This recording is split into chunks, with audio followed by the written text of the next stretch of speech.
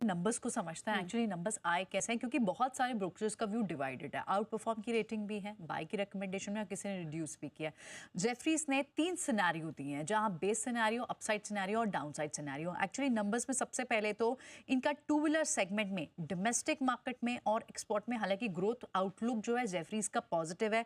Numbers अगर आप देखें तो डोमेस्टिक में 7% की गिरावट, वॉल्यूम गिरे हैं। On the flip side export में वॉल्यूम 19% बढ़े हैं और इसी वजह से आपको जो टोटल वॉल्यूम दिख रहा है उसमें 3% का गेन है।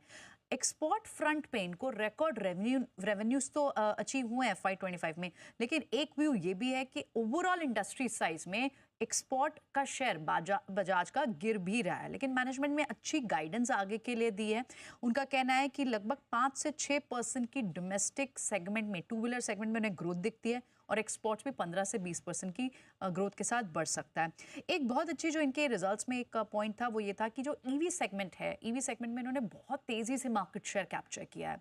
अगर 11% FY24 में था, अब वो बढ़कर 24% हुआ है। लेकिन 2 टाइम्स से ज्यादा की ग्रोथ ईवी सेगमेंट में देखने को मिल रही है और इनफैक्ट कंपनी बहुत जल्दी एबिटा ब्रेक इवन भी अचीव कर लेगी। इनका जो 3 व्हीलर सेगमेंट है उसमें भी जो इनका नया लॉन्च हुआ था ब्रांड गोगो ब्रांड, वहां पर इनको लीडरशिप पोजीशन मिली है। और ये तो रही इनकी डिफरेंट कैटेगरीज की बात।